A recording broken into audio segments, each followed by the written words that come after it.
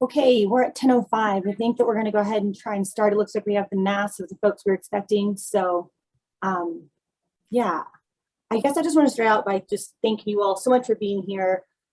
We know that everyone's running like a million directions with the Tamarack, recovery phase starting to happen. So I know you're all very, very, very busy, and we just wanted to thank you very much for being here. So I also wanted to give a little background information about why this meeting was set up. So when the Tamarack fire really started to escalate on July 16th, I was actually out of town and out of service and had no idea what was going on until about a week and a half later. And at that point, I came back to my emails and I had numerous different organizations kind of just checking in on AWG to see how we were, but a lot of people asking what our next steps were. And so while I was out at the same time, Camera was also doing her networking and trying to get advice from other watershed organizations for advice for fire recovery. And so we kind of came back and thought it would just be the most efficient and streamlined process to kind of have this meeting together with as many people as possible. Well, then the conversation list started to grow so that we could also incorporate the land managers and just hear kind of what their post-fire processes were. So that's basically what this conversation here is. It's just a space for us to brainstorm and hear each other so that we can find out how AWG can collaborate, assist, and fill in the gaps kind of in a way that a nimble nonprofit could, and others maybe not. So I guess we just want to make it very clear that we're in no way here trying to run the Tamarack recovery process or phase. We're just trying to understand what the processes are for U.S. Forest Service, BLM, California State Parks, the Bureau of Indian Affairs, and Alpine County. So as the main environmental nonprofit for the area, we feel we can support our partners by assisting with water quality monitoring, restoration projects, and community engagement. So we're just here to kind of understand what's going on and where we can fill in. And so again, just to emphasize, the main points of this call today for AWG is to find out how we can assist our partners. So I think it'd be really helpful if we could all start out with just really quick introductions for who we are, our affiliation, and our title. So my name is Mo Loden. I am Alpine Watershed Group's Watershed Program Manager, and I'll let Camera go next, and maybe I'll try to call them folks. It's going to be hard because we'll see how the screen bounces around, but I'll try to give you a heads up that you're next in line. So. Hi, I'm Kimra McAfee, Alpine Watershed Group Executive Director, and I just want to echo Mo's thanks for everyone taking the time to be on this call. Rich, would you like to go next? And then Christine and Bill. So we'll go Rich first. Hi there, this is Rich Harvey. Rich Harvey, I'm the chair of the board of directors of the Alpine Watershed Group, and I really appreciate the various agencies taking the time to see if we can get on the same page about where we're going to go forward here and what AWG can do as part of that process. Good morning, everyone. I'm Christine Aurelia, a resident and a board member of the Alpine Watershed Group. Hi, I'm Bill Johnson. I know most of you. I am a volunteer. I'm a wildland hydrologist. I've volunteered for the Alpine Watershed Group for about the last 5 or 6 years. I have worked in the area since about 1975. I specialize in wetland and stream restoration and creation. Also erosion control on highways, burn rehab plans, and ski areas. So it's a broad background, and I just enjoy volunteering my time now. And I spent yesterday on the fire, walking as much as I could. Brought back some memories because I'm on oxygen because I was burned over in a fire one time many years ago. So thank you. Thanks, Bill. Okay, Brian, and then we'll have Andy and then Brenda. Brian Hansen, sorry. I was actually going through the list of participants. Brian Hansen, I am the recreation staff officer in the Carson Ranger District, but for this specific role I am filling, I am co-bear assessment team lead for the Tamarack burned area emergency response. Oh, that's okay. I'm Kendall Young.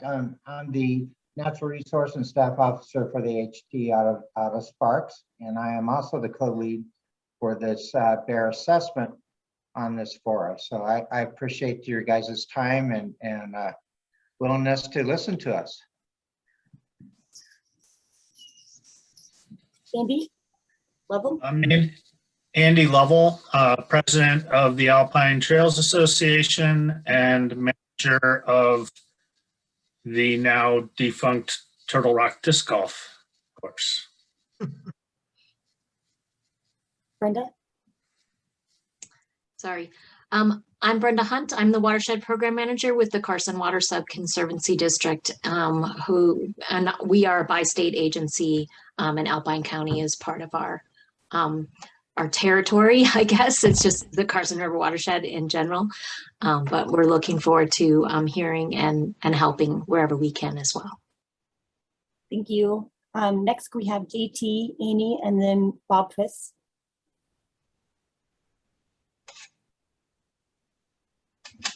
JT Chevalier, Economic Development Director and Public Information Officer for Alpine County. We're going to be working our tails off to get the word out about all the great work folks are doing and appreciate being here today. Thank you. I'm Amy Skewes-Cox. I'm a resident of Central Markleeville and an environmental planner by profession, and really interested in impacts on the scenic highway and reforestation efforts. Okay, I'm Bob Twist, a member of the board of the Alpine Watershed Group. We live in Markleeville. We're lucky to have our home protected, and thank all the firefighters and helpers for that. And also our wet meadow helped to protect the area as well. Anyway, we're here interested and just want to participate as best we can. Thanks. Great. Courtney Rowe, and then Beverly Crawford, and then David Griffith. So we'll start with Courtney. I'm Courtney Rowe. I'm a senior environmental scientist for the Sierra District of California State Parks. My day job is our vegetation ecologist. I spent the last week as the lead resource advisor on the Tamarack fire, so embedded with the incident management team.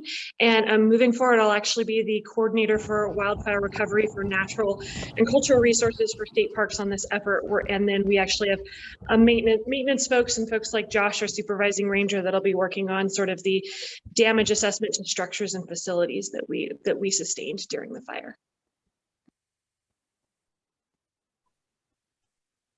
I'm Beverly Crawford. I'm a resident of Markleeville. I don't have any particular expertise like everyone else, but David Griffith invited me. I'm a good grant writer, and I'm willing to help do anything necessary to recover. Great, thank you. David Griffith? Yeah, David Griffith, Alpine County Supervisor, and primarily interested in what comes next in terms of restoration and then reforestation. Great, thank you. And then we have Brittany, and then Doug Cushman and Matt Zunstein. So Brittany.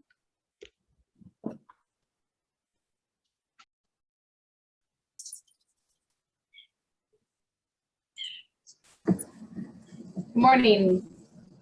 Can you hear me okay? Yes, we can. Great. My name is Brenda Dyer. I'm the California State Director at American Forest. We are a national nonprofit organization, and I do fire scar recovery up and down the state through climate smart reforestation. So really excited to see this group and see how we might be able to get involved and help out. So thanks for having me. Great, thank you. Sorry for mispronouncing your name. It's all good. Good morning. I'm Doug Cushman. I'm the senior engineer heading up the Forestry and Dredge and Fill unit for the Lahontan Water Quality Control Board.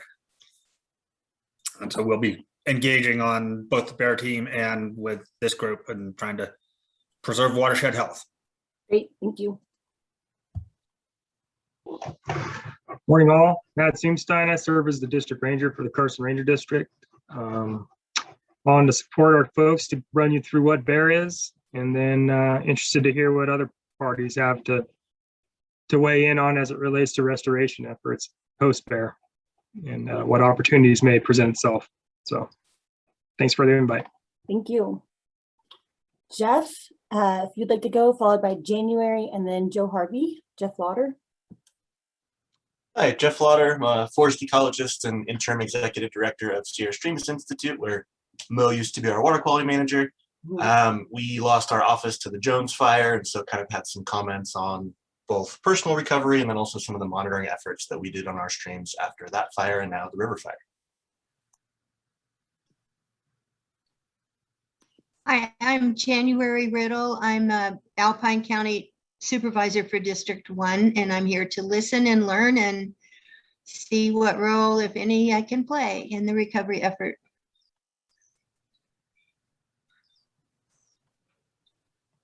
Good morning, everyone. My name is Joe Harvey. I'm a resident, and this is my first watershed group meeting. I work as a forest management specialist and wildlife biologist, so I'm very excited to see what the next steps are and how I can help out. Thank you. Thank you, Elena, and then followed by Josh Heitzman and Susan Jamerson. So we'll start with Elena. Hi, my name is Elena Messico. Work with the Lahontan Regional Water Quality Board for the Surface Water Ambient Monitoring Program. Sample surface water a lot in the watershed. So we plan to kind of beef up our program a little bit in collaboration with you folks.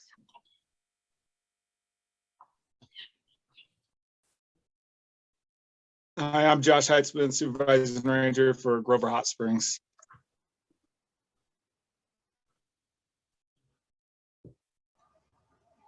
Hi, I'm Susan Jamerson, the Environmental Director for the Washoe Tribe, and behind me is James Gatsky. I'm sorry, we're new to each other. So I am going to be leaving the tribe at the end of this week, and James will be taking over many of our restoration projects. And so we've been working with the BIA's BEAR team over here on tribal allotment lands affected by the Tamarack fire. Thank you so much for both being here, and I'm so sorry to hear that, Susan. Megan, and then I believe we've got Jeff O'Connell, and then Candace. Hi, I'm Megan Walsh. I'm a scientific aide working with the Lahontan Regional Water Quality Control Board, and I help out Elena on our swamp monitoring program, our surface water ambient monitoring program.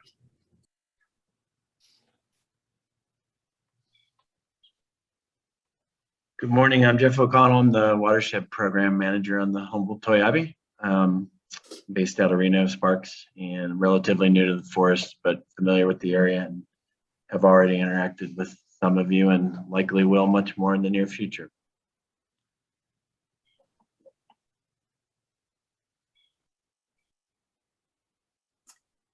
Candace, you look unmuted, but I don't hear anything, so.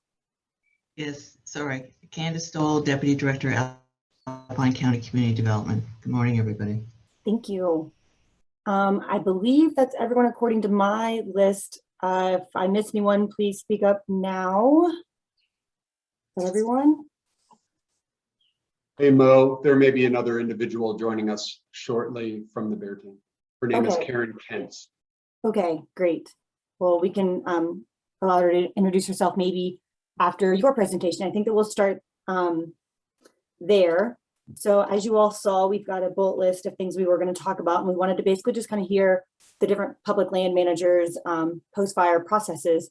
And Brian and Kendall were so helpful and gracious to offer to kind of put together a presentation to really give us better information for those folks who haven't been in this process before for the burned area emergency response processes. So I think with that, we'll hand it over to you, Brian. Great, thanks. And during this presentation, both Kendall and I will be tag teaming slides, but feel free to ask any questions either at the end or if there's an immediate one on a slide that we just presented, feel free to ask that. Yeah, absolutely. There is no such thing as an interruption as we go through this process. So please do so we don't lose key points. And really what we want to touch in on today is really our process and how we look at post-fire emergency response across this fire area. So we're not going to spend too much time today looking at our results, because we're still generating those results, and we're also still generating the interpretation of those results, which is even more important. So we will be rolling that information out pretty soon as well, especially with some of the DAFIC type of survey work that we did. And I'll describe why we go through that and what those products will look like here throughout this presentation. Or maybe, Brian, I mean, we're going to tag team this so you don't get bored of my voice, but do recognize that there'll be additional communication from this BEAR team as we really develop and identify some key areas throughout the process. To that end, we were supposed to present something a little bit greater to a larger collaborative body today, and of course that fell through, but that's all right. That's been rescheduled to Thursday at 10 a.m. by the incident team, so you guys might find some kind of link for that eventually here. If you do tune in on that, some of that information is going to be redundant with what we do here today, but hopefully we'll be able to take what we are talking about today and expand upon that a little bit. And with that, I think we'll just jump in and again, Brian and I will just tag team. We'll make sure that we get the information out there that we need to. Yeah. And the point of us obviously communicating, we want to be as transparent as possible and engage with those community members and agencies that have been affected by the Tamarack fire. So thank you for taking the time to join us today, and looking forward to working with you from here on out as far as the BEAR, Burned Area Emergency Response is concerned. And okay, there we go. So we have been working with a variety of individuals and agencies throughout the course of the BEAR assessment. And just to give you a brief overview of who and what kind of resources that have been identified, at least for the Forest Service. We have us, but there's a variety of resources that we are taking a look at. Soils, geology, hydrology, engineering for roads and trail systems, botanical concerns, archaeology, and heritage and cultural resources, as well as GIS to produce the fancy maps and helping us model some certain components of the burned watershed, as well as aquatic wildlife and what is not represented here, as well as recreation. And then we've also been working close with the Department of Interior, and we have those names identified there. But just because we have these names identified on this screen in front of you, there's a lot more individuals that we are coordinating with. Bureau of Land Management, Bureau of Indian Affairs, in consultation also with Washoe Tribe, and multiple other agencies and entities out there that do have a vested concern with the Tamarack incident. I just want to point out on this too that we're taking this pretty seriously. We've got some heavy professionals that we've brought in out of state, out of our region, as well as keeping some of our local folks on there, so that they're also heavy lifters. There's a lot of knowledge base for the local unit here that we're taking advantage of. So this is really our A team to speak of here. We're taking this very seriously, and we want to do a good job, not only for the forest, but for the communities out there. Okay, so just an overview of the phases of fire, and then post-fire response associated with that. So everybody's been involved with the Tamarack incident and have been keeping informed of what's happening in association with fire suppression. But in those efforts with fire suppression, there may need to be, or are, hand lines, dozer lines, other mitigations that our fire personnel are putting in place in order to manage the fire itself. And with that fire suppression, we do recognize that we need to, for any dozer or hand line that may have been put in place, we want to make sure that that has been brought back into itself, or dealing with any fire suppression repair that is necessary from the fire suppression efforts. So that is typically the next phase after the fire suppression. We have that fire suppression repair. And then we go into burn area emergency assessment. And then from there, we then conduct the implementation for what the assessment team has identified as values at risk that are downslope from the burn itself. So fire suppression rehab, bear assessment, and bear implementation. And it's not it's considered response because technically we're not dealing with rehabilitation or restoration. This is a response to any values at risk and mitigations that we can put in place to address those values at risk that have been identified. And some of those values at risk could be water systems, specific roads or trails, as well as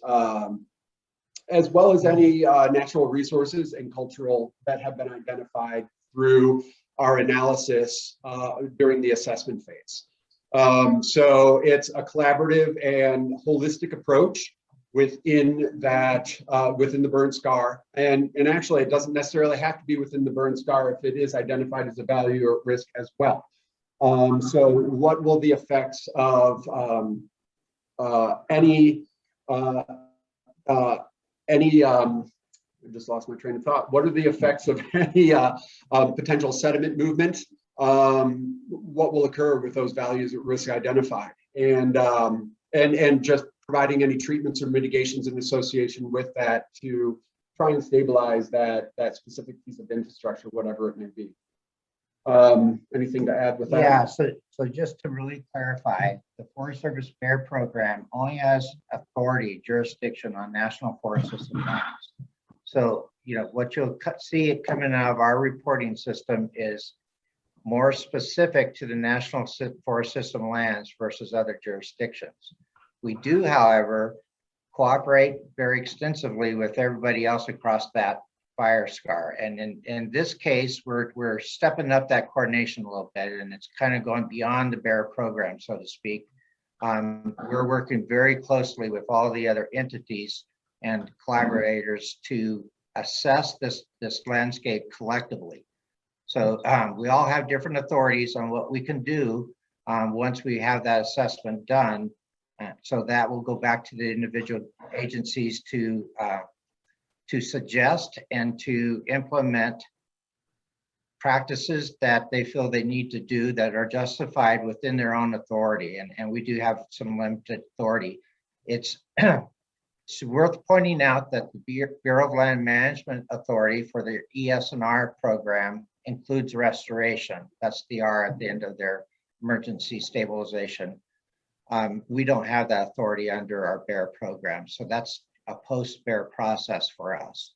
So keep that in mind as you hear various different government or other entities talk about emergency stabilization. We all have different sideboards within our program that we can work within. Exactly, and our direction as far as BEAR is concerned is to protect for life, property, natural resources, and cultural considerations. Okay.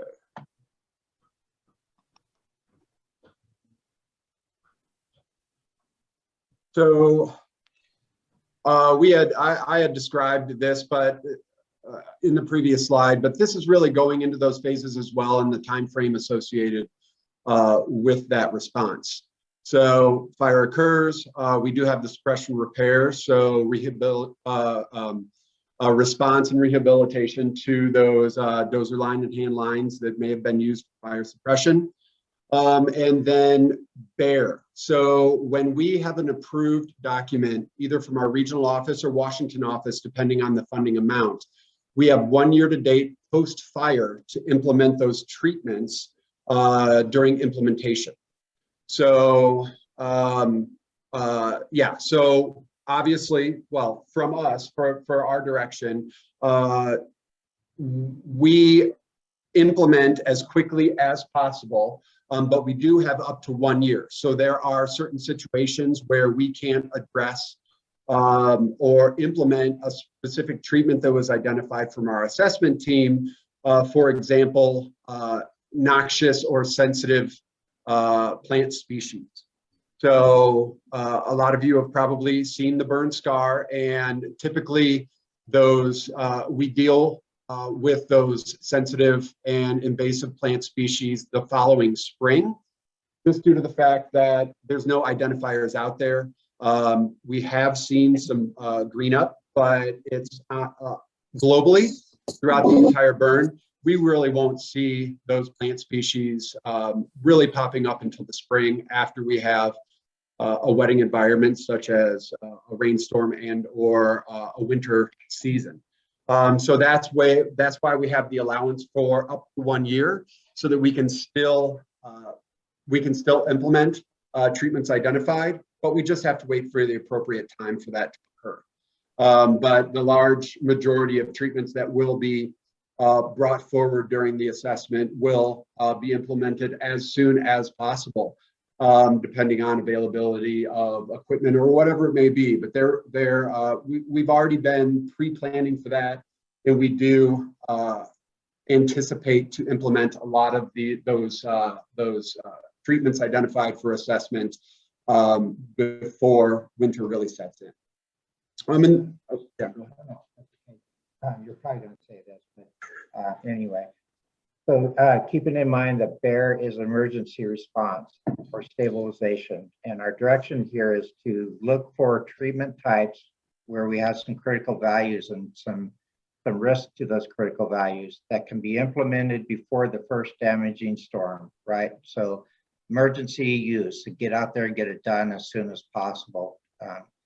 You know, that doesn't always happen for a lot of reasons that Brian just mentioned, but that's really our goal, is to jump on it right away.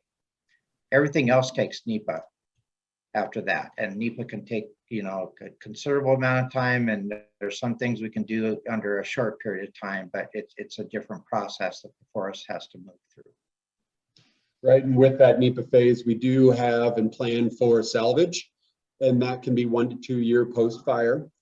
And then after that point, we have that 3 year post-fire and long-term rehab associated with the burn. So that's either replanting and or reseeding, depending on what the specialists or resources identify for that, that long-term rehab, and how we can while you will see regrowth immediately, it's going to be your smaller shrubs, but we're planning for those more hardier vegetation that are out there, so your trees and that type of natural resource that we take a look at holistically.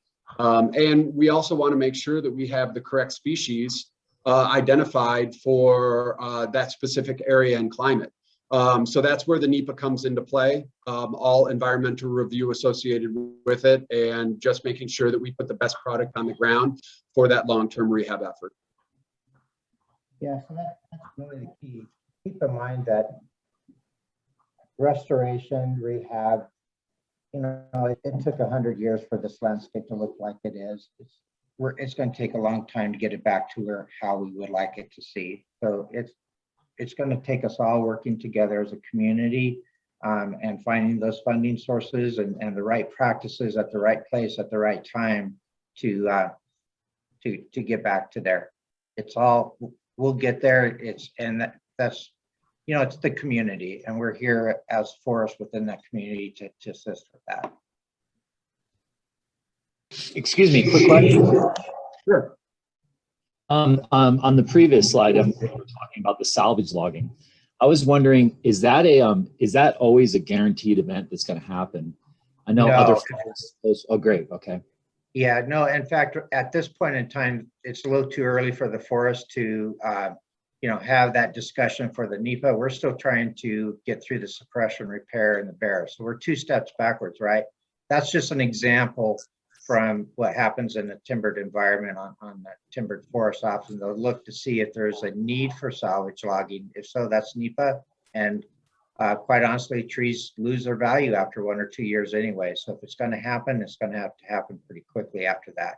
There's no discussion on this forest yet if we're going to do that or not. That's actually Matt's job. We'll turn that over to him when that happens. Thank you.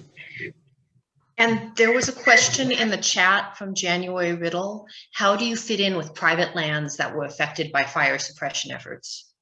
Great question. Yeah, I'll start it and Brian can pitch in. So we often work with NRCS. NRCS has a program, the EQUIP program, that can come in and help with post-fire processes on private lands. We're also working with Cal OES in terms of that emergency response. We have no authority on private lands from a bear perspective. You'll see towards the end of this presentation, we're going to present some of the, I'd say, a cross-jurisdictional boundary type of data sets that can be used by multiple people and agencies to assess their needs across even private lands. But yeah, we have no authority to do that. We just have to work with our partners to identify the needs. And that's why we do work collaboratively with those other agencies, because where we may not have the allowance to potentially put in a treatment for any downslope concern, we can then partner up with NRCS or Cal OES, and they may have the opportunity to be able to place those treatments in where we don't have that authority. So that's where that collaborative effort comes into play, so that those private parcels can be protected. So it's also worth noting that to engage NRCS, that's usually a request that either comes from the county or the homeowner or the property owner type of thing. So if you haven't already, and you think that you have some kind of negative post-fire effects that could occur on your landscape, engage with NRCS. I just encourage you to think about that early on, and don't wait for us to engage with them, even though we're given the heads up. Really, the request has to come from you guys. Hey, any other questions before we move on? Thank you for that great question, January. Okay. So this is the basic bear assessment process. Once we have our specialists on for their specific specialty, we identify those critical values. And then with those critical values identified, we then evaluate the threats to those values to determine the risk. And then once that risk has been identified, then we develop treatments to mitigate those risks. And we do have, we have specific treatments that we can only put in approved by the Washington office. So those have been identified, approved by our Washington office. They are vetted and have proven successful throughout the course of all of the monitoring and post-monitoring that has occurred from these that have been installed on previous bears. And then once those treatments have been identified to mitigate the risk, then we document those findings and request funding. So getting slightly into the weeds, our funding request goes through a 2500-8. Sounds like a governmental document, doesn't it? But but that is our official platform to request. And just a little bit more into the weeds, just as far as a regional and Washington office authorization, anything $500,000 and below, the regional office can approve, and anything $500,000 and above needs to be approved by our Washington office. So I chose to include that in our conversation because regional office tends to have a quicker turnaround time frame on approving that 500,000, where it may take a little bit of time for the Washington office. But with that said, we still can get the authority to spend up to $500,000 from our regional office while we're waiting for Washington office to approve. So I just wanted to give you sort of a time frame, which is why I felt that was important to discuss here, even though I got into the weeds a little bit. No, I think you covered that pretty well. Once again, those critical values that we run our threats and risk matrix through, and we'll give you a feel for what that looks like in a second. Those, we typically just retain that language for those critical values on Forest Service landscapes, and other agencies, other entities can utilize our terminology, but we don't have no authority over those other places. So we'll help others identify their values at risk, but we want to retain some of that language to Forest Service so that we don't get mixed up in terms of who's doing what, where, and when. Okay, so we've been talking about critical values and threats and risk. These are our critical values. We really have 4 critical values. That's human health and safety. That's the number 1, of course. Property, that's number 2. Natural resources and cultural and heritage resources. I'm not going to say that's 3 and 4, but those are 3 and 4, or 4 and 3, with no ranking of those, obviously. In terms of human health and safety, we take a serious look at, if somebody's out there, are they going to get injured? And what can we do to mitigate that injury or that loss of life? Likewise with the property, we consider roads and trails. We have Forest Service dams, wells, water systems, or any of those types of systems, significant investments on national forest system lands. We consider those property, and then we would look to see what we could do to help mitigate the risk associated with the post-fire processes. I say that, and we'll see this in a second whenever we go into how we rank our risk. We can't always eliminate that risk, right? So our job isn't to come up with a 0 risk, it's rather to minimize the risk as best we can given the tools in our toolbox. And we'll show that a little bit as well. So here's just an example. We're going to talk a little bit about a soil burn severity mapping and how we determine that. That's kind of the baseline data source that we produce for us as well as other agencies that helps us evaluate post-fire effects for multiple resources. So in this case, what we see here is high soil burn severity in red, moderate in yellow, and blue would be kind of a low burn severity. Higher the burn severity, the greater the potential that negative things could happen. That is a good translation of that, and we'll demonstrate that in a little bit. But in this case, we might have steep slopes that burn pretty hot, and downslope of that, we might have a river system. If there's T&E species in that, then that's a critical value that would be at risk. If there is a road system, that too would be a critical value at risk, providing it's on national forest lands. Even if it's not, it's a value at risk, even if we don't use the critical value terminology. There also may be a housing development or something, or a bridge, a ranch and a bridge. Both of those could be potential critical values at risk. So we would be looking at the effects, post-fire effects, to all these potential values at risk based upon what the threat is. In this case, it might be soil erosion, debris flow, type of stuff coming off of that hill slope down into that drainage and covering up the road. So that's just kind of an example of how we look at that landscape and utilize that tool of soil burn severity. And then this is our risk assessment matrix. So what we really look at for a risk assessment to determine our risk is we look at that probability that something bad's going to happen, post-fire effects. So that probability of damage or loss. And there's various different categories from unlikely up to very likely that something bad's going to happen. And then if something bad does happen, what's the magnitude of the consequence? You know, from a human health and safety, there's no price we can place on in terms of life, right? So that's a very major consequence out there. If it's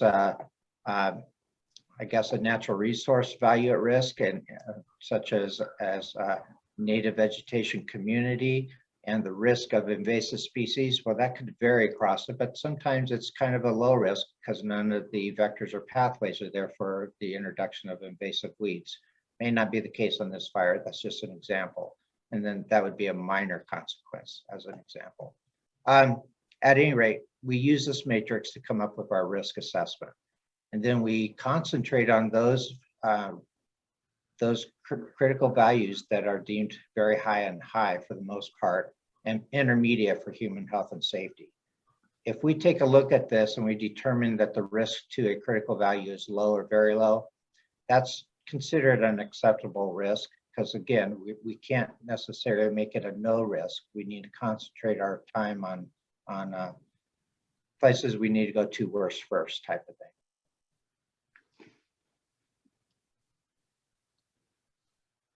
Want to deal with that, or want me to? Doesn't matter. We can Okay. both do it. Doesn't, Go for yeah. it. So there is a response hierarchy. So there are a few things that we take into consideration.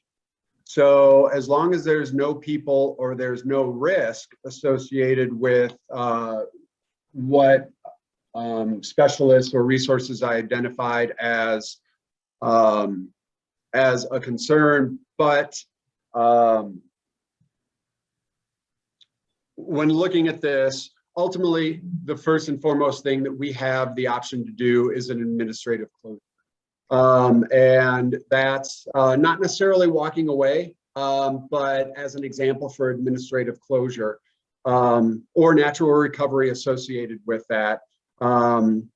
If there's quite a few, as an example, if there's quite a few hazard trees or way too many hazard trees for us to identify during this time frame, and we may not have the resources available to safely remove those, we may just choose to administratively close it and allow for the natural recovery to occur. But if we choose not to go through the administrative closure, then that's where we can look at treatments or other treatments associated with that, as opposed to just administratively closing the entire area. But with that said, especially based on the last slide that Kendall had talked about, we are taking a look at what is the cost effectiveness associated with the specific treatment that a specialist may have identified for treatment. So sort of a cost benefit analysis on the potential natural recovery versus administrative closure, or spending the approved or appropriated dollars for actually having a treatment. So we are looking at cost benefit analysis because really we're working for the taxpayers. So we want to make sure it's the best investment for the environment that we're looking at. We also want to take a look to see if that treatment that is proven effective. And I had mentioned that previously concerning, we do have approved treatments that we are allowed to complete, approved by the Washington office that do show that effectiveness. And then for a treatment that has been identified, can we implement that in a timely manner? Is it feasible? Do we have the material in order to implement, or if we have to go out contract, will we be able to secure that contractor so that we can have that timely implementation? Because we are working on that 1-year time frame, as well as getting treatments in before the first damaging storm. So there is that overall response hierarchy that we are looking at as an assessment team to see the best value for the burned area and what is our best option for that, looking at the cost benefit analysis.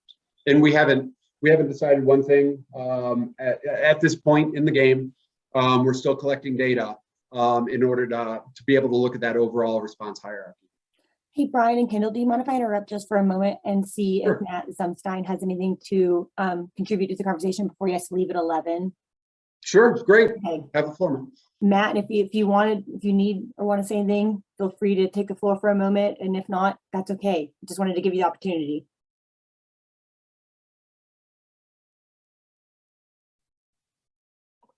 Unless he's already signed off.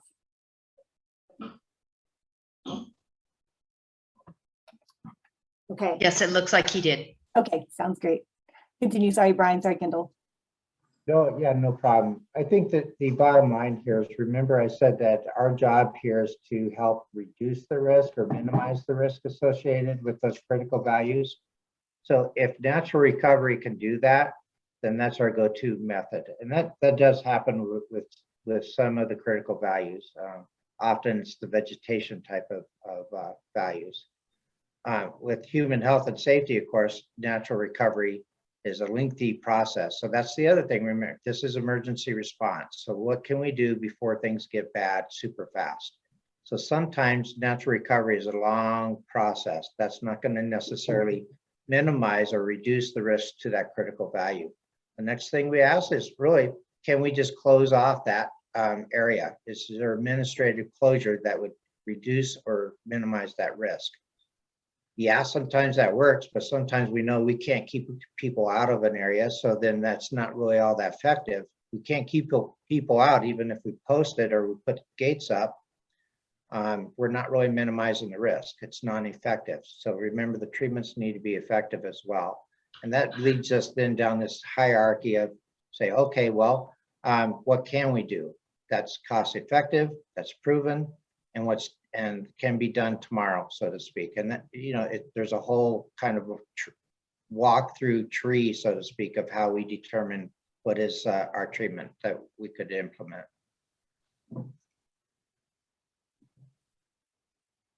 Okay, any other questions for that slide? I saw a question come in earlier from Christine, who said that Markleyville water comes from the Musser and Jarvis Creek that were both damaged by the fire. It would be great to know what steps are being taken on U.S. Forest Service lands to protect the water supply for the community. Yeah, that's a great question. And, we're still looking at that. We have not, within our team, got to the point of developing treatments for those values at risk. That's probably going to happen this week, where we'll take a look and see if there's anything that we can do under our authority, Forest Service authority to do that. So it's not a great answer, but please stay tuned. I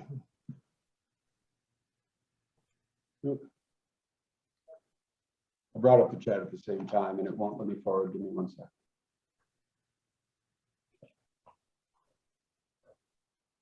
So we're currently in the analysis phase, which is why we don't have a solid response to that question. And as we had alluded to earlier, we do have multiple specialists out there who are, they have that specific training and knowledge for the specific resources that were identified earlier in these slides. So we are in the analysis phase right now. We are currently in the process of compiling all of that information, as well as any potential treatments that are being brought forward. And typically within a bear assessment, we have, the beginning of the assignment be, if they are from out of the area, they're becoming familiar with the burned area and those concerns that have been identified as a potential value at risk. And then what treatments can be proposed for those values at risk identified that are upslope from those values at risk. So how are they assessed and what is the fire intensity associated with it? So this is something that, that I've had to educate people in the past. So you do have the fire intensity. Everybody saw the videos and we're you know, are well aware of the, you know, the fire itself and the fire suppression activities that did occur. But first you have the fire intensity, and really that's above ground. You know, it's burning all of the, depending on the burn itself, it's burning that above ground vegetative material, as well as the ground floor organic litter. But when that is burning throughout the landscape, obviously there is the conductive and radiant heat that is going down to the ground. So what we focus on is the soil burn severity, or what are the post effects that occurred from the conductive and radiant heat that has gone into the ground. Ash water repellency layer, and pretty much, yeah, it's the difference between soil heating, which then will be a direct correlation for the soil burn severity post fire. And what our hydrologists, as well as our soil scientists and geologists, they are looking at the water repellency or the hydrophobicity of those soils within specific portions of the burned area. The first week, actually, they spent their time. So we get a satellite flyover and they will look at the, you know, the fire intensity associated with that burn, and then they will go out and take a look to, well, in association with that flyover, then they will have a good understanding that bark map that we receive is a good understanding of what that soil burn severity may be. But there are a lot of factors associated with, is that true to nature? Do we have to adjust that just slightly in order to get that high, moderate, and low soil burn severity? So that's where our soils, hydrology, and geologists are going out, and they're taking a look at the soil burn severity, as well as other hydrologic effects associated with that burn, and really they're truthing that out from the original flyover, and there could be adjustments associated with that. And was the fire as intense within a specified area?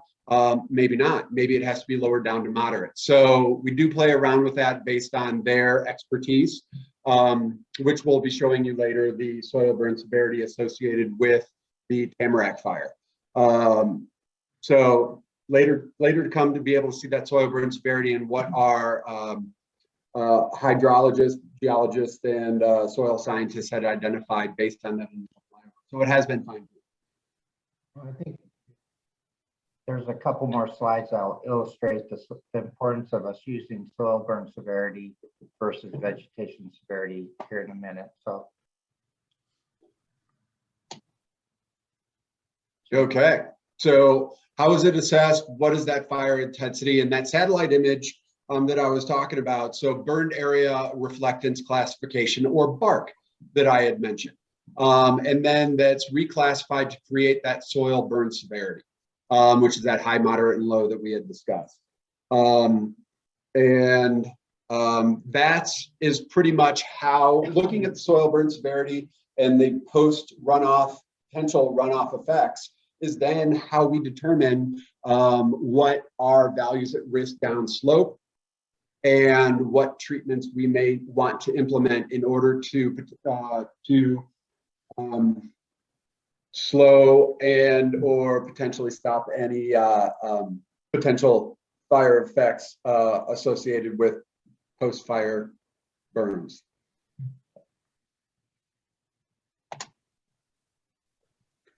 So really, we use soil burn severity, and what most people see post-fire is not soil burn severity, but rather vegetation burn severity. And the reason we go the step farther from the vegetation to the soil burn severity is that it's really how sensitive that value is towards assessing flood risk and erosion rates, and even vegetation recovery. and response from, rock falls and that kind of stuff. So it really is more sensitive towards those threats to downstream or downhill values at risk. So often we'll produce a soil burn severity that says that it burned at light or moderate. And people will tell us, hey, come on, there's no trees, there's no vegetation out there. We understand that it's two different critters. What we really are looking for within those light burn severity areas is the ability of that soil to recover. It's that resilience of that soil layer, which is the foundation for everything else up above.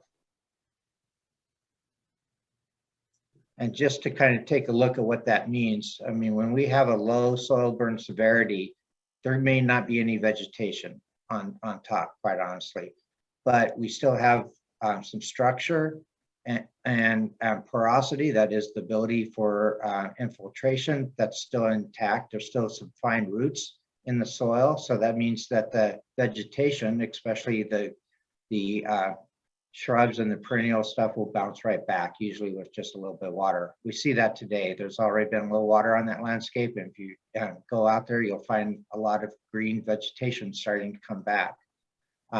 Where seed bank is often still intact within those low burn severity areas. And we expect to be kind of minimal, not zero, but minimal water repellency. That is that there'll still be some absorption there. It gets worse as you get up into the high burn severity, right? And moderate's kind of in between there. But where by the time we get to the high burn severity, soil burn severity, that structure in the soil has been highly altered. So the fine roots aren't there. We're not going to expect immediate revegetation of those sites. Water is going to run off there at a fairly high rate. It will still kind of run off within the moderate as well. And so natural recovery is pretty low. So we can, through this process, we can really fine tune what the potential effects are going to be post-fire versus just the vegetation. Okay, so now we're going to get into a little bit more of the specifics for the Tamarack Fire Bear. And for the acres, that's roughly the amount that we have. But as we start wrapping up the fire suppression, that acreage may change just slightly until we have 100% containment line around the entire fire. So just as a little information to you guys. So this is our soil burn severity. So this is the process that we just described. This is the foundation for all the other processes and analysis that we do within the soil burn severity and our, within the fire landscape, and provide to our partners as well. So the BIA team has used this as a product to help them with their assessment. Cal OES uses this. Practically everybody uses this as a foundation. Again, it looks like we had about where to be concerned is obviously the high burn severity. Those we want to try to minimize that type of type of soil response out there. And we 1.4%, that's pretty typical across most fires. Overall, we have just about a little less than 50% of that landscape burned within moderate and high burn severity. What's more important than actually what the soil burn severity is on this map, but where was it, right? If it's on steep slopes, that provides a greater opportunity for soil erosion. And what's the geology around that? Because if it burned at moderate or high burn severity, then we might have a greater likelihood of rockfall that could come down and influence our values at risk downstream. The other thing to note here is about 52% of the fire was on National Forest System lands, and you can kind of see the distribution across all that. So I don't need to read the slide for you, but this is kind of the first bare bones crack at what's going on out there. So, we're not to the point of looking at our emergency treatments on National Forest Service lands. Some of our partners are there. So we'll let BIA speak for themselves, but again, just a kind of a quick reminder, when we do start looking at treatments, we're going to look at the risk of those critical values and the threats associated with that. And we have to run it through our hierarchy, our response hierarchy. But typically, we do a lot of stakeholder engagement, so we get the word out. We look for partners to how we can do things. Warning signs is that's going to be a given on any fire. We want people to understand that, hey, there's been a fire here and it's not necessarily the most friendly area to be out recreating in. Even if we don't close it, we'll be posting signs. We could post some barriers in various different areas. We haven't gotten there to where we feel that's going to be known sites to that. We could close some campgrounds. We've started some discussions on where that might need to happen. No decisions have been made there. Those decision processes, by the way, are not the Bear team's decision processes. We are recommenders based upon the data and what we see out there. And then that goes to the forest supervisor and of course the district ranger engaged in that conversation to determine what is the appropriate action to be done. Early warning systems, that's going to be a given, especially on this fire. We work closely with NOAA, we'll work closely with Cal OES and the counties to actually get the word out, early detection. There'll probably be some RAW stations, some range stations placed in various places across this fire so that we can alert people when we're starting to get into an area or a time of concern. Often our property stuff, we look at stabilization treatments and then a response after a storm type of stuff. And then of course, with our cultural natural resources, anything we can do within to stabilize that emergency stabilization, not restoration. So our toolbox is fairly limited in that regards for Forest Service. BLM's toolbox is a little bit greater since they got the restoration. So just keep in mind, you might hear that BLM is doing something within their authority that the Forest Service isn't, and chances are it's because we don't have the authority under this given circumstance. Right, and for some of those property as identified here for road and trail, we as a Bear team are looking at what erosion control features we could potentially put into place to be able to stabilize that road in case we do have any downslope effects which may impact a road or trail system.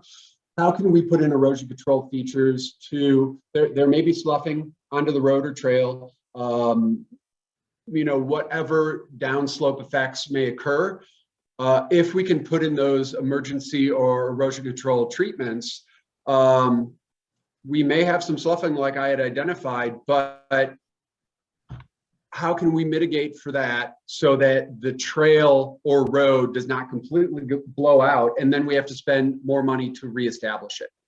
So that's why we're trying to put in those erosion control features to save that piece of infrastructure or piece of property, so that there may be a temporary restriction along that road, but ultimately it won't be blown out in the long run. Or that's what we're hoping for based on those treatments that have been put in place, so that we don't have to reestablish and spend more money to put in that infrastructure. So those are the things that we're taking a look at, or our specialists are, as we are compiling data. So what is the most effective treatment that we can put in place so that we can continue to utilize that road, even though we may need to deal with post-storm effects, which is why we have that storm patrol and response to go out and take a look at that infrastructure based on the storm that may have.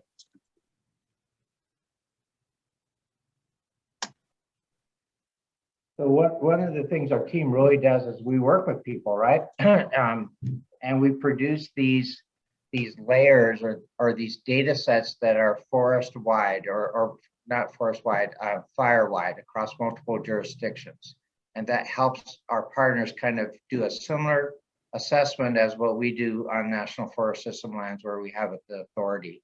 So those map products that we have available to everybody and that requests them is our soil burn severity. We do a debris flow potential with actually USGS actually does that modeling. We send them the information. They do the modeling and send it back to us. So we've got that as well. And we do some hydrologic response modeling as well. And then of course we're out there, we're flying over it, we're walking through it, we're putting boots on the ground. So we try to take as much representative photos as we can. You know, these are not proprietary to just us, the Forest Service. We're more than willing to share this information. And once we're all done with this, then we'll have a bear assessment report and that's supporting documentation.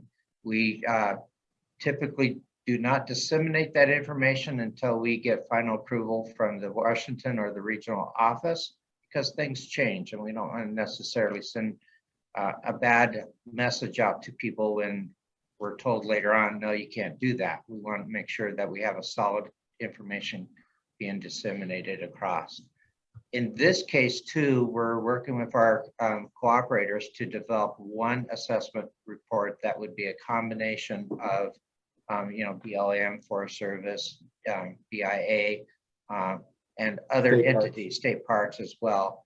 So hopefully we'll have one report that comes out that actually explains you know, the post-fire effects across the multiple jurisdictions and potential treatments that people are looking at to minimize those post-fire effects.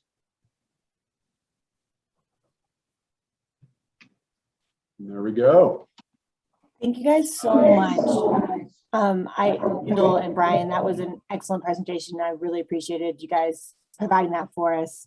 I think quickly, just because we are looking like we're going to potentially run out of time, I want to check in with the other folks from BLM, state parks, BIA, and Alpine County to see if they can provide a quick update in case they've got to log off at 11:30, and then we can go back and whoever's available to stick around and ask questions, we'll get through those too. So I apologize. I do think this meeting's going to go over today. I was taking a wild guess at how long we would need. So, but sorry, Mo. Yeah. No, that was a really good presentation. I really appreciate it. I learned a lot. I have my own personal questions for you as well. So, but just to try and respect other folks' time, I guess I'd like to maybe check in with JT and Candace to see if they've got any updates they could provide for Alpine County post-fire processes. Yeah, maybe I'll kick it off and then turn it over more to Candace. But so from the economic recovery, because I'm now, instead of the economic development director, the economic recovery director, we're looking to kind of like a full-scale approach to respond to this specific incident. And obviously we're going to have some short-term economic impacts as well as long-term economic impacts. But we're looking at, you know, 5 main elements of economic recovery, and that's business recovery and economic vitality, grants and financial assistance, marketing and promotion, social and resident needs, as well as beautification and ecology. So obviously the economic recovery really ties into the ecological recovery, as well as the social recovery. And I think our first really task at hand is to change the narrative for Alpine County. From an external perspective, people think that everything in Alpine County burned to the ground, and that couldn't be further from the truth. And so what we're looking to do is try to change that narrative. We're going to be doing some promotional campaigns with the chamber to really get folks to know that, yes, there was a significant fire in Alpine County and it did create damage, and that should not be minimized. However, we want to make sure that the economic vitality of the Markleyville area, as well as the surrounding areas of Alpine County, is, you know, we try to not lose it as best as we can. And so with that, there's just going to be some work to be done as far as highlighting that, you know, our recreation and that our facilities as far as Markleyville are still intact, and we want to be open for business. Of course, doing so in a safe way that doesn't impact the bear response, the U.S. Forest Service response, and additional firefighting activity. And then I know that we're working with Cal OES as far as the disaster response. I might let Candace speak a little bit more to that, since she's a little bit more tied in from a community development standpoint. But it's an all hands on deck operation here in Alpine County. And we're working very hard and diligently to try to create the best recovery that we can. And so that's all I got. Happy to answer any questions if anybody has them.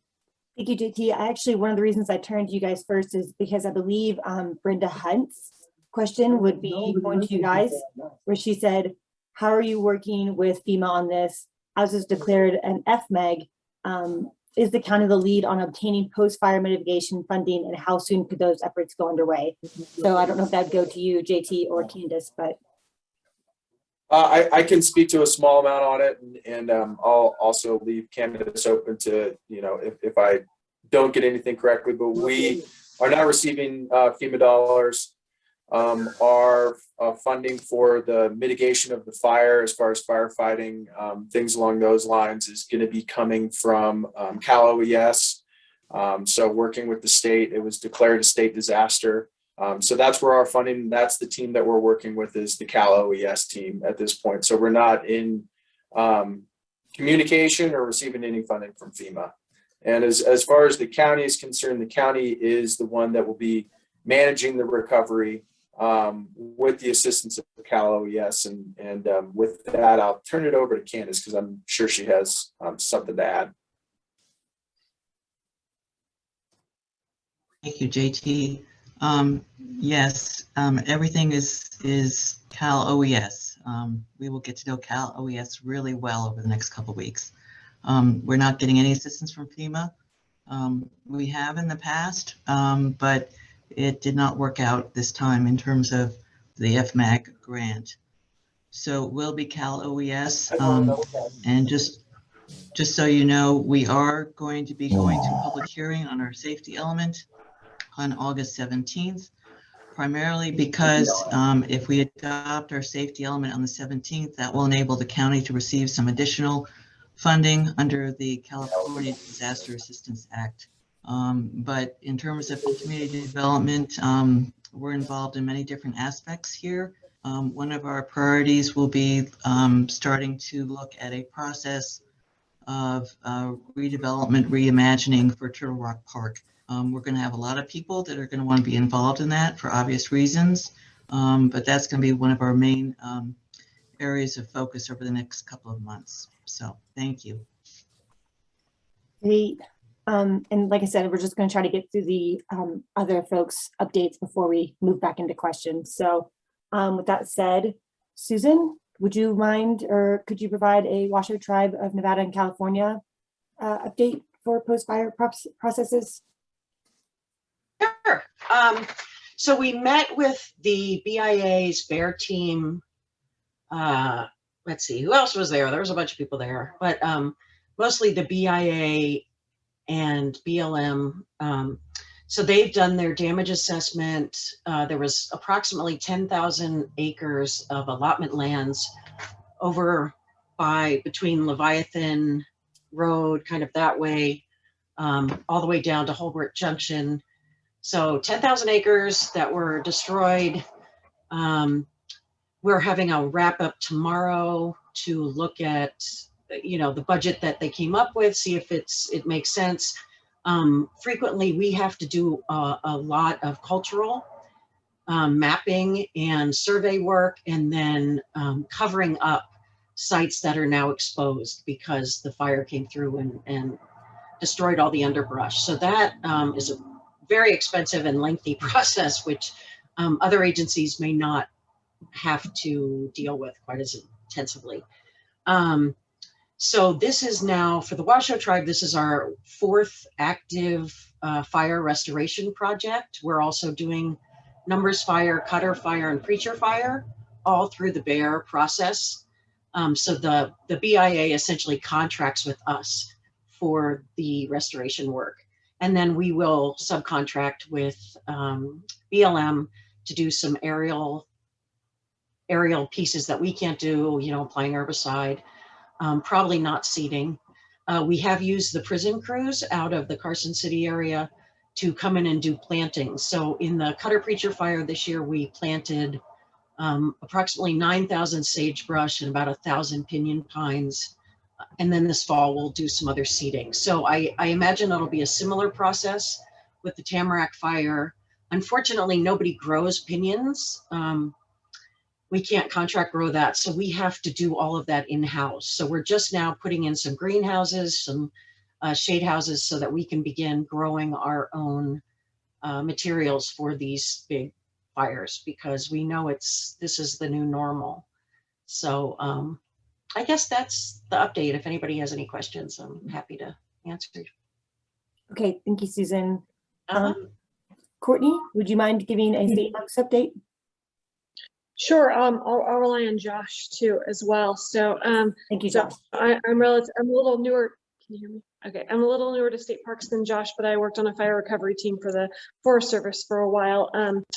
And I guess one of the things I wanted to stress is that our processes are definitely different from the Forest Service, and depend on whether or not that FEMA funding comes through. If FEMA funding comes through, we work directly with them. If not, like the county, will be working with Cal OES, or the vast majority of our recovery on the natural side will be coming out of our existing budget or through grants that we apply for after the fact. So we're still working through that process and figuring out if FEMA assistance is going to be available to us, but I think it's still up in the air. Just a sense of scale in the park, even though the park is small, under 600 acres, we had about 70 acres that we have hazard trees on. So, it's about 15% of the park has hazard trees right now. Probably about 300 of our 600 acres burned. And I know we're very lucky in that our pools didn't burn, our wet meadow didn't burn, a big portion of our campground didn't burn, but pretty much the rest of the park did, which is something the public's may not necessarily see. And also that we have 23 structures in the park, and of that, 6 of them burned, including 4 that were employee housing. So I know there's in places been a push for us to get the park open, but understand that we are lacking the critical infrastructure right now to make that happen. We have no maintenance shop, we have no maintenance housing. So those are first critical steps that our park is going to have to get through, getting temporary housing set up and available to those folks before we can really start to effectively service the public. Beyond that, we'll also be working with Cal OES on the damage assessment and debris removal of those structures. If you're familiar with the park, we actually have a separate parcel to the east of Shea Creek, and that's where we sustain the structure damage for the most part, but where we basically support the park out of for maintenance. The other thing I wanted to say is, like I said, we have about 70 acres of hazard trees. Most of that is on the Burnside Trail, the northern side of the park, but we also have some hazard trees to address on the road to the pools, as well as around the parcel for where our employee housing was, essentially. And that may take us a while to address through that as we work through both funding and staff capability. Within that, we're trying to prioritize actually getting the pool open so that we could partially open the park at some point in time, but I expect it will still take us a while to get through that. After that, we'd be looking at doing the hazard tree mitigation around the employee housing area, or the maintenance shop, that eastern parcel. And then lastly, looking at the Burnside Trail area. So we anticipate a rather long closure of that. And for us, the processes that we go through are a little less structured than the Forest Service. We're working with Cal OES on the damage assessment. We're working internally with our headquarters on roads, trails, and natural resource assessment. And then basically I'm coordinating staff within the Sierra District to support the watershed response we may have to address, the hazard trees that we may have to address, and any potential threats to natural and cultural resources. And then our maintenance folks, in conjunction with Josh, who's our supervising ranger, is kind of working on setting up the temporary housing, dealing with the structural damage for us. So it's part of one long-term process, but we're committed to addressing long-term recovery. I think the other thing we'll say is that we, like the Forest Service, can use things like administrative closures to close portions of the park, which is probably what we're going to be looking to do on the Burnside Trail area, specifically because we'd like to see how much natural recovery we have. Even though there's high severity upstream of those areas, there's actually a lot of living trees in there that are going to be able to provide seed source if we allow them to go to seed this fall and have some natural reseeding. So as much as possible, we'd like to use those natural processes to allow for recovery in the park before we maybe take anything down that could be of benefit for that. Josh, did you have anything you wanted to add on our processes part? No, it sounds like you covered it all. That was one thing I wanted to bring up to everybody's attention. It's just right now we can't give any concrete answers to opening. And like you said, we'll try to work on a kind of a phased opening if it allows us to. So we might end up opening the pool first, but keeping everything else closed. But we'll see as we go through the process what that ends up looking like. And we and it could really, could be. go ahead, Josh. Go ahead. Oh, no. I'm pretty much finished. What I was going to say is we could really use some assistance with messaging that. We don't necessarily have a large social media presence for this particular park like we do for our Tahoe parks. And I know as people have been walking in past the park closure, they see the undamaged or the large portion of the campground undamaged. They see the pool road undamaged, and we get a lot of questions of why aren't we opening the park? But literally our maintenance staff has no place to live currently. Thank you guys so much. And I believe Paul wasn't able to sign it or wasn't here for the introduction. So if you'd like to introduce yourself and then give a update for BLM, that would be lovely. Sure, and sorry about that. I'm just chasing around a multi-headed dragon, as all of us are. Yeah. And that's the fire, bear, emergency suppression, emergency response, No suppression apology repair, necessary. hazard Thank you for trees. being here. Yeah. So once again, Paul Fuselier. I'm currently the agency administrator on the Tamarack fire, and I'll also be in charge of the emergency stabilization and rehab portion of this fire. And just real quickly, many of the authorities and processes that the Forest Service laid out are the exact same for the Bureau of Land Management. We have a slightly different time frame. We do a 21-day plan, really from the point of containment. Then we have 21 days to produce a plan that then goes to our headquarters office to get funded. That plan is divided into two different phases, and that's the emergency suppression, and that's a 1-year phase to deal with the immediate life and property threats. And then we have an additional 5 years to complete the recovery / restoration phase of the fire. So, we're using some of the same assessments that the Forest Service has put out, the bark map, the recreational assessment that they're working on, and some of the trails assessments that they'll be working on. And then us, like the Forest Service, will be developing a risk matrix and working through that risk matrix of values and opportunities for success. So, just real quick, time frame wise, we're starting to put together pieces of that plan, even though our 21-day clock hasn't started. And at some point, I'll start that clock, and then we'll be reaching out to many of you, if not all of you, and just working through that planning process. So stay tuned. We're sort of at the beginning of it as well. But I have to deal with emergency closures myself. I think we had a camper just decided to set up their camp in the middle of the burned out Indian Creek campground. So dealing with things like that. That's it for me. If you have any questions, please ask them. I'm on the line right now. I'm available via email or my phone call or message. And anytime of the day, I'm willing to entertain and answer your questions. Thanks. I think that's actually a really good segue to basically just say, of Courtney, Josh, Paul, Brian, Kendall, JT, are any of you all, if you have to leave right at 11:30, we totally understand. But it'd be nice to know if you will be logging off, if you guys won't be available for questions for the next 20, 30 minutes or so. So will you guys be able to stay on? I see. Yes. I can stay on. I can stay until noon. Okay, great. Well, then we'll really try hard to wrap it up by noon, I think, is our new goal. So I apologize for everyone. But with that said, I think I'm going to jump back into questions that were related to Brian and Kendall's presentation that were in the chat. And I've been trying to keep track, but if I miss your question, let me know. But I think this question came from, I think the last question we were at was from Courtney. And she said, for the bear, to whom can we provide information on downstream values at risk?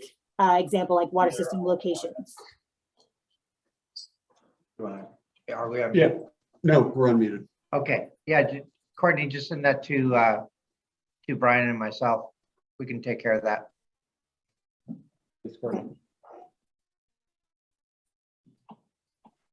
And then next question came from Christine that said, given the fire is still actively burning, when does the 1 year clock, when does the 1 year clock start ticking on bear recovery?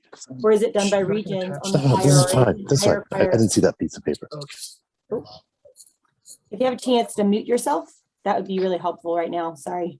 I think that's Paul, please, if you could mute. So basically, I think the question was, when does the 1 year clock start ticking on the bear recovery? Yeah, for us as well, it's when it's contained, and we don't know when that is, but for, our goal is to implement procedures needed before that first damaging storm. So we're not going to wait till it's 100% contained to start taking a look at what we need to do that. If there's additional work that needs to be done after it's contained, then we can always take a look at that as well. If there's fire does any additional damage, but we're moving forward. Well, I think that We do have that opportunity, as Kendall had identified. If the fire does move, and we've already submitted our 2500-8, then we can submit an interim if need be. I believe our next question comes from Bob Twist, and he said, would you mention monitoring in the short and longer run to evaluate unforeseen problems and effectiveness?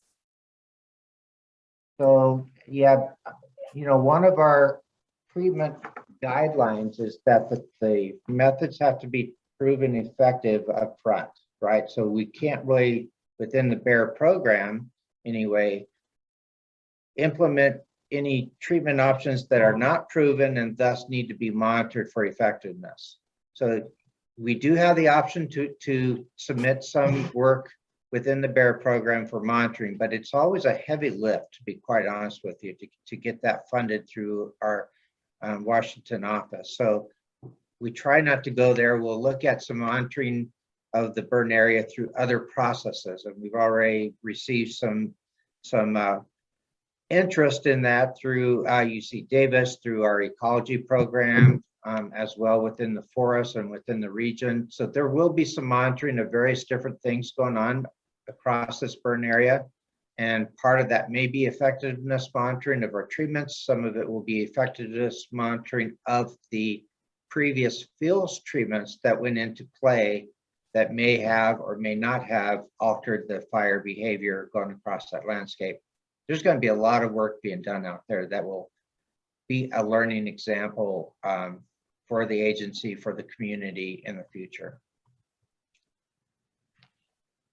Great. I think our next question is actually coming from David Griffith. I see your hand raised, David. Thanks, Mo. Question for Brian and Kendall. Will the public have an opportunity? I'm on a. Wait, so, okay, sorry. Not know where that came from. Anyways, Kendall and Brian, will there be an opportunity for the public to review a draft of the BEAR before it's finalized? Probably not, just to be honest with you, because we're under a tight timeline to run through our process and get it submitted. But that doesn't mean that it's the last word of the story, right? So, we have the opportunity within the BEAR program to submit what we call an interim type of report. So as we learn new information associated with what we need to do within the BEAR program, and that can come from the public, it can come from, quite honestly, any source, or maybe we missed something, then we have the opportunity to go back in and say, hey, Regional Washington office, guess what? We missed this part. Here's another request for you. Okay. So what we're trying to do with the public is disseminate our results, as quickly as we can through these types of forums and let you know where we're headed. And hopefully we're headed the right direction. But I'd say the actual document probably won't get a chance to review that before we have to submit it. And I just want to stress the importance of cooperating with the local community, because after the Washington fire, there was none of that, and that's not acceptable. So, Kendall, I've known you for a little while, and I know that's not the way you work. So, but It's really important that the local community be involved, get a chance to speak up, get a chance to review the results before a report comes down from Washington. Right, David. Yeah, I totally agree with you. And while we only have the opportunity to implement treatments on our managed plans, that's why Kendall and I, as well as our district ranger and those representatives of the Forest Service, are actively working with other entities within the community, agencies and entities, so that we can have that input. Their concerns associated with the management of our land. So that's why we have that open line of communication and transparency, and that active communication between other land managers or entities. Yeah, and David, I think we've talked about this on other fires and other events, but just to manage expectations, our bear program is not the silver bullet. It's got some issues. We've got limited authority. What we're actually looking at is taking a bunch of our authorities and combining them to do the right things on this landscape. And that includes stretching what we typically can do under suppression repair. We've been working with that to really stretch that program as best we can. The bear program will try to stretch that to the best we can. And then we're going to look at all of our other programs that we have post-bear to do the right things on the landscape. And we want you guys at the table the entire time frame. So this is not open shut door policy. This is open all the time type of communication. And this is my home unit. I'm out of the SO. I'm the natural resource and planning staff officer. So we'll be living with this for a while and helping you guys get through this. So give me a call at any time, Dave. You got me on speed dial already. Thanks very much, both of you. Okay, our next question comes from Rich Harvey. Are there plans to start salvage logging? Is there value in the burn logs? And we have been, we've been communicating with our vegetation staff on the district. As was identified in the slides, that is something that we do consider. And that is not my specialty, but that is something that is definitely analyzed during this process, post-fire response. So there will be communication associated with that, but we just don't have a solid answer for you at this time. So yeah, salvage logging. Wow. I know. There isn't a whole lot of places to take the logs to, economically speaking. And we've already started communication with some of the more local or closer type of industry that might like those logs. But guess what? Northern California is burning up. So, there is so much material out there that we're going to be lucky to be able to give it away. I'm just being honest with you guys. Salvage logging is probably not going to be a go-to technique on this forest to get to deal with economically to get those materials out of the woods. We're going to be thinking outside the box and using all of our other resources and tools, I think, to be effective out there. Bad year for our fire. And this is Paul. I would agree. We'll be looking for creative solutions of where to put our logs. So that is something all of us are going to need a solution for. Is we have those Liberty Energy logs as well. We've already started to think about that from the parks perspective. We know might not be much of a market. Where do we start putting all of these logs? And real quickly, this is Paul, and I just want to jump in here since we're talking about the salvage logging issue. From BLM's perspective, right now we need to figure out what we're doing with the logs that are coming off of the suppression repair. The hazard logs. I think that's the first step. Once we have a better understanding of where we're at with all of those logs, then we'll be able to start thinking and having those discussions that are appropriate to the next steps and what we're going to do with the additional trees that might need to come down. Yeah, thanks, Paul. Okay, I think this next question is actually for you, Miss Elena. And this may or may not be something that you guys have figured out yet if there is the official monitoring plan finalized, but Brenda from Carson Water Subconservation District says, what about water quality monitoring? Will there be extra sites monitored from surface water perspective? Yes, we have been discussing adding some more analytes and frequency to our monitoring program at some of our regular sites. In addition to that, we are planning to do monitor some of the first seasonal flushes. So going into the fall, we do not have this plan on paper yet, just heads up, but we're hashing it out right now. In addition to that, we're talking about doing the first spring flush going into next season. And then we're talking about adding, bioassessment work for 2022. So we do have, I have had quite a few meetings with my boss and team, and we do have a plan in place. I'm putting together the analyte list, as well as cost, and I can make that available. It may be a week or two. Yeah, and I think that seems like one of the more obvious ways that Alpine Watershed Group can step up and help out.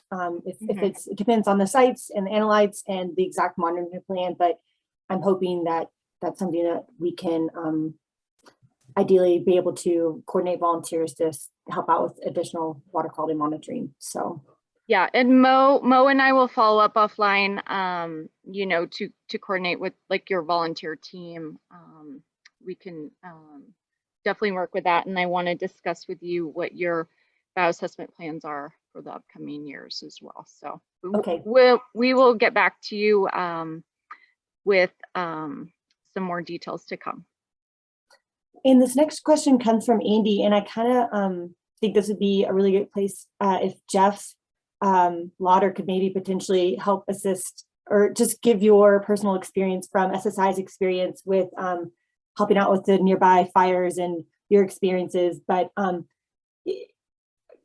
what ways did SSI find the niche to fill the gaps in the Lobo or Jones fire from the nonprofit experience? And I'm gonna selfishly kind of get this from AWG's perspective, and then I would also like to kind of open that question to all the land managers for how can AWG and Alpine Trails Association help you guys? But I'd love to hear your experience, Jeff.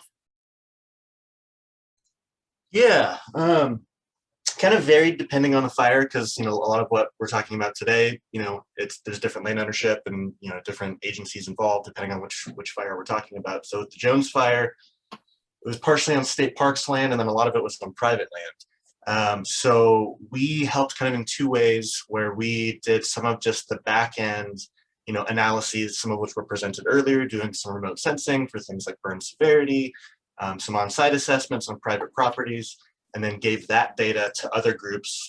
For example, another local collaborating organization here is Circle, Southview Brewers Citizens League, and they were monitoring Rush Creek, which is the drainage in which the Jones fire burned. And so they used that burn severity map to target, what was going to be some good downstream sites to target for monitoring things like phosphate and nitrate. We were curious about how much retardant would be flowing into that stream, because so much retardant was dropped on that fire, and then also heavy metal sampling and those kinds of things.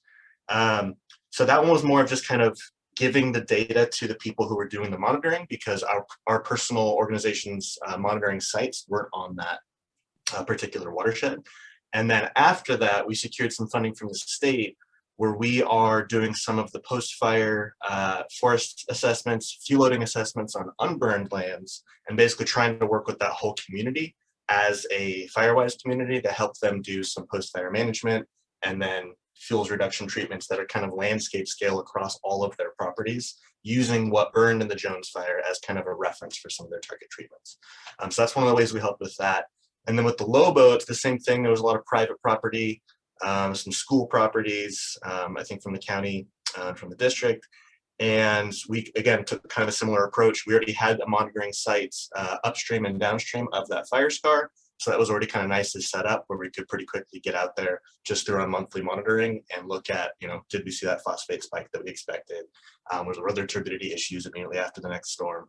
So really it was just kind of ongoing monitoring, and then working with local groups and agencies to say, hey, we have this data, if we can help you in some way, and is there something else we can get you while we're doing this? Great, thank you. Okay, so kind of now turning that question over just to BLM, state parks, BIA, Alpine County, US Forest Service. Yeah, what part can Alpine Watershed Group or Alpine Trails Association assist with volunteer organization? Yeah, so I'll go ahead and get that kicked off. Paul for BLM again. So, you know, this is going to be a multi-year, you know, if not multi-decade response. And so, you know, from my perspective, is just always being at the table, always being engaged. And then additionally, you know, and more specifically is, you know, at least in this first phase, is if you have any idea of the treatments that you might want to see done in the future, getting those to, you know, on the BLM managed lands, getting those to me as early as possible, because I could possibly get some NEPA coverage in for those treatments now, even though they might not be implemented for, you know, 5 years. You know, it just really expedite the process. You know, we have a lot of NEPA projects that could get covered under our sort of our emergency fires restoration and rehabilitation process, and just having exact polygons for those, or, you know, they could be broad polygons, and then when it comes to on-site implementation, they get narrowed down to, you know, exactly what we want to work on. So I think that's one spot where, you know, we could use that additional information.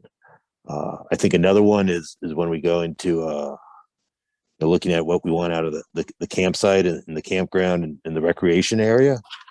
It just, you know, being actively engaged and making sure that we're hearing your voice. You know, we understand that these lands are really important to the community, and we want your voice to be heard.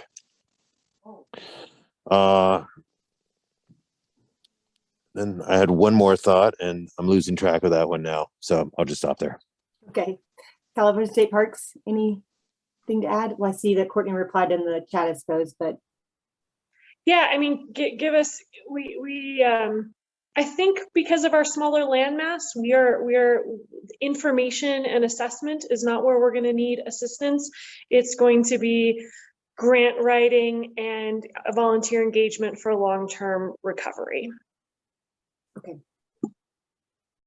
And I'll just, this is Paul real quick, and that was my thought that I was missing, and that was that volunteer and grant engagement. You know, as we seek funding to implement the wide variety of projects, you know, multiple partners equals multiple different funding sources, and we'll be successful together if we approach the recovery phase like that.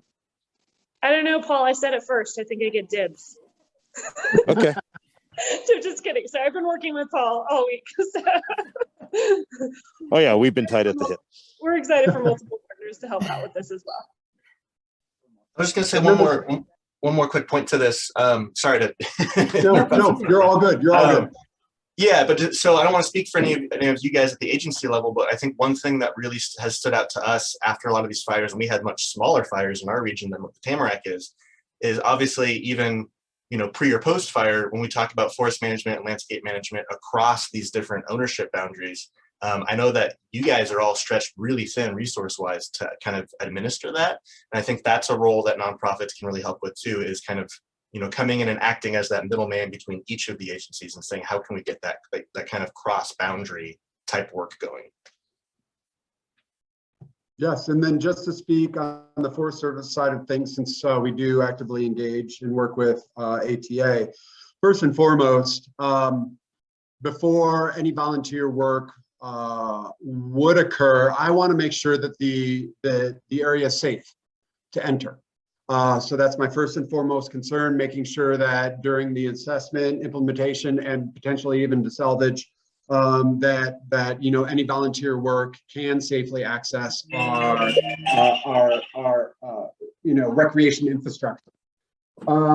And then I mimic a lot of what the other land managers had also identified, but I feel as though, you know, assistance with, you know, continued maintenance of post-fire storm response or effects, that have occurred, because we can come in, implement, but we know we're going to see some sloughing and some additional material on that or within that trail corridor.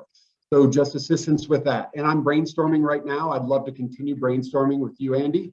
But just off the top of my head, for the purpose of this meeting, those are some of the low-hanging fruit that I've seen or have identified, and maybe taking into account some of the stuff that Jeff has identified for us as well. Getting some of the being able to relay to us on and looking at that as a closer level on how some of the past experiences volunteer crews have worked with other, during other fires, and how we can incorporate that into the Tamarack fire as well. So I'm a huge collaborator. I like to work with the partners that we currently have. So I want to be able to engage in whatever capacity you feel as though is appropriate for whatever group we may be working with. And then also I have to mimic as well, grant what additional funding sources that we can identify to be able to be able to help with the post-fire response. So yeah, Andy, I'd love to have a more in-depth conversation with you and other members of ATA as well. And then everyone keeps talking about their GIS layers, and I'm curious, like, how will we have access to these layers? I'm already especially interested in the burn severity layers you guys have. Like, where will that information be available for other folks, and when? Is it available now, or is it changing? It is available now. The soil burn severity will not change based on the field work that our specialists has completed. And for the Forest Service assessment bear team, we have an interagency coordinator that we've ordered up. Her name is Karen Kentz. She had some other obligations and wasn't able to join us on this call. So we can work through Karen, or you guys can work through Karen. I'll make sure I'll just start out with you, Mo, for that contact information. You feel free to disseminate to the group. But she will have that information that she can relay to partners that are interested in getting that soil burn severity information. And she's going to be our main point of contact. Obviously, I want to be involved and available for everybody, but I know that my time is very limited based on trying to deal with the assessment. So that's why we did bring Karen on, because we do want to have that transparency and that information share for those other individuals and agencies that do want it, or entities. So yes, Mo, after this, I will make sure to get you Karen's contact information. Just keep in mind that it is limited, and she's only, well, not limited at this point, but she's only going to be attached to the team for so long. And then the responsibility will fall back onto the Carson district once the assessment is over. But for the time being, at least for the next 2 weeks, we got her, and I want to be able to share her availability to provide that information as well. Great. And then it looks like we have a question from Christine saying, can we please get field trips? I don't know if that was particularly to you. So do you want to talk more, Christine? Yeah, thank you. I just want to flag that it'd be great to actually visit the burned area with the team. I realize that everybody is not only short-staffed and we still don't have 100% containment, but I think we would all really benefit from getting out on the ground and looking at what we're seeing and talking about it together. I'd just love to hear what everybody thinks about what they're seeing out there and brainstorm together about ideas. I think it would be really helpful. So thank you. Yeah. Definitely. Well, that's all the questions I see in the chat. So if anyone else has any questions, please speak up now or raise your hand. I think that I think we've covered most of our expected bullet topics there, but please, yeah. And I do have one last statement. As I've mentioned quite a few times, I want to be as transparent as possible with the process for the bear assessment. And I would like to, for this group to consider maybe reoccurring meetings. Frequency, we can determine here in a relatively short time, but I would like to hold regular meetings, whether it's Kendall and I on those meetings, or if it's Karen Kentz, who is our interagency coordinator. But I think that would be great for information sharing and just general knowledge to the community. So that's something that I'd like to see and encourage, please. Yeah, and like as I kind of alluded to in those emails, you know, Alpine Watershed Group has had a great experience with technical advisory committees in the past, and not everyone here on this call may have the capacity to move forward contributing to those conversations, but funding dependent, we really hope that we can start putting that group together moving forward with some regular meetings like that. So, but yeah, Courtney, and then I saw you had your hand up, Brenda. So we'll go with Courtney first. I really see that as a key place where a nonprofit partner could help all of us out, is facilitating that and keeping that bug in all of our ears as we go back. Some of us go back to our day jobs through this. And the other thing I want to say is I've been on the nonprofit end of this as well, and I know that it's like everybody wants to do everything now. And I would say give us a little grace and space to get through the public safety and hazard part of it. We are as eager as you are to do this work, but there's in our park, there's demolition to address, hazard trees to address, and some of that stuff just has to get done first before we can focus on this long-term recovery. But I've also seen the long-term recovery fall off when it relies on just us agencies, and I'm really hoping you will help us make sure that doesn't happen and really be there to help us figure out the long-term fire recovery, because that all of us have identified that's where we don't have funding sources to extend through for the most part, except a little bit in BLM. So we are going to need you desperately for that and are so glad you're engaged. No, thank you for saying that. That really does kind of give us our focus moving forward and makes us feel like what we're doing today is really helpful. So, but okay, Brenda, you had a question, and then I think we're going to try and wrap it up around noon. So. Yep, I just wanted to say thank you to everybody. And I also wanted to mention, hey, Shane, did you get my message? Did you want to mention what I asked? I just want to, we have a drone or a UAS, and I just was going to put that out there that if the assessment team or any of the partners, you know, Shane is an amazing operator. And if that is of help, we just wanted to put that out there as well.